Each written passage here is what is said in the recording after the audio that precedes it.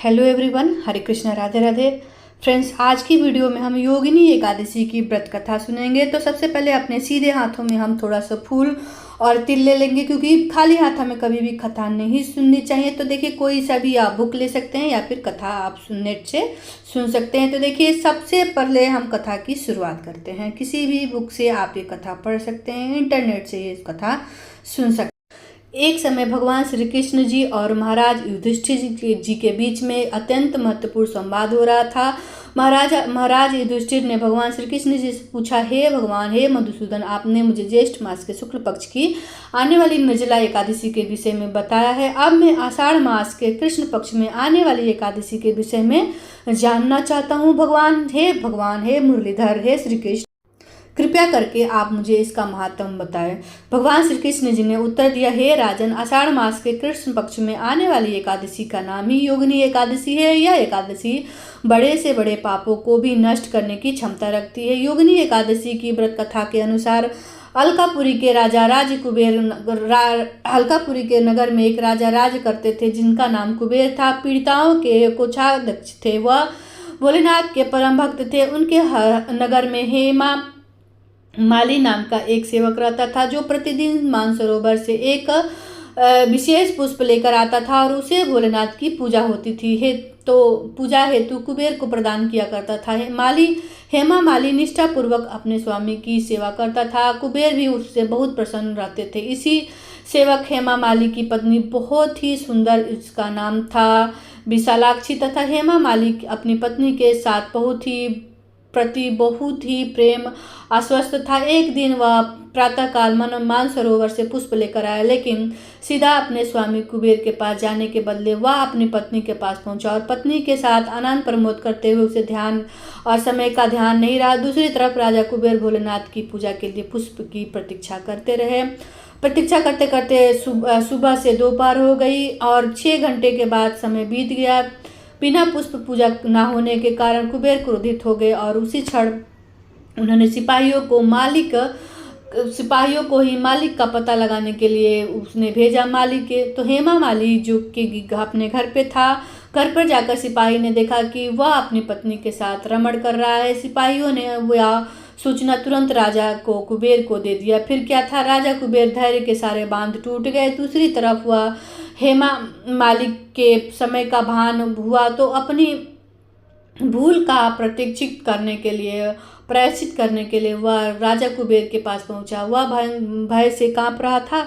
हाथ जोड़कर कुबेर के समक्ष खड़ा हो गया और क्षमा याचना करने लगा, लेकिन कुबेर अत्यंत क्रोध में थे। बोले, हे मूर्ख, तू महापापी है। अपनी पत्नी के प्रति आश्रित हो के कारण आज तुमने मेरा आराध्य देव भोलेनाथ के प्रति अपराध किया। इसलिए मैं तुम्हें श्राप देता हूँ कि इसी क्षण तुम्हारी पतन हो जाए, तुम्हारा संपूर्ण शरीर को ग्रस्त हो जाए और तुम पृथ्वी पर अपने कर्मों की सजा मुद्दतों और पत्नी से सदा सर्वदा के लिए दूर हो जाओगे।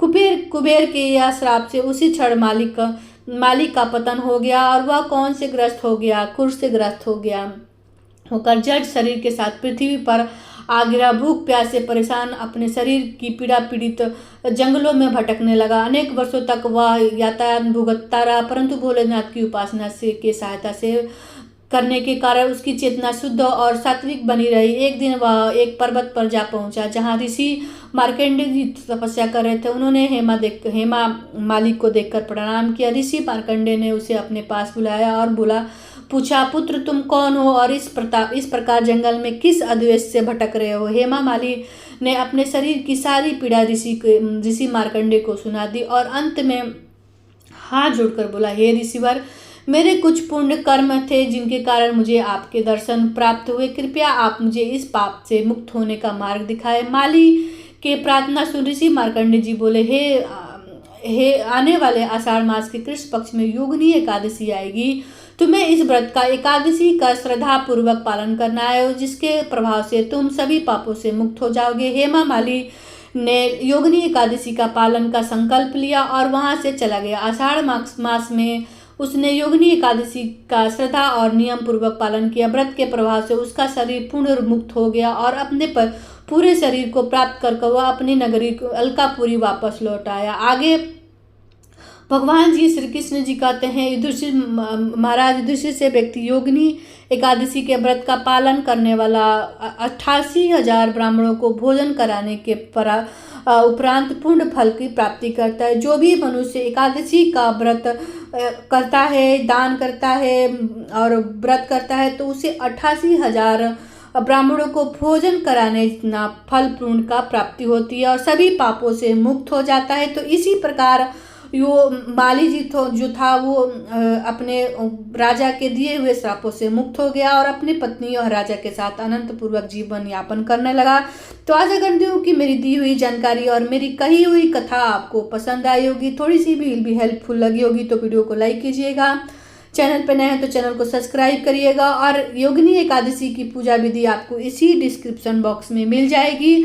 और एकादशी पे हमें किस चीज़ का पालन करना है, कब पालन करना है, एकादशी के पर द्वादशी पे हमें कौन सी विधि का पालन करना है, सभी प्रकार की वीडियो आपको मेरे यूट्यूब पे मिल जाएगी। और हाथ में जो भी फूल और पुष्प आपने लिए हैं, जहाँ आपने पूजा किया है वहीं प्रभु श्री हरि विष्णु जी के रूप चरणों में आप फूल को अर्पित करें और हाथ जोड़ के पूजा में रहित कमियों की क्षमा याचना करते हुए अपने व्रत की संकल्प को पूरा करने की क्षमता प्राप्त करें और भगवान से अपने लिए आशीर्वाद मांगे। तो आशा करती हूँ कि मेरी दी हुई जानकारी अच्छी लगी होगी। वीडियो को लाइक कीजिएगा, चैनल को सब्सक्राइब करिएगा, कमेंट में राधे राधे जरूर बोलिएगा। मिलते हैं आपको दूसरी वीडियो में नेक्स्ट टॉपिक में, तब तक जय श्री कृष्णा, राधे राधे। वीडियो देखने के लिए बहुत बहुत धन्यवाद।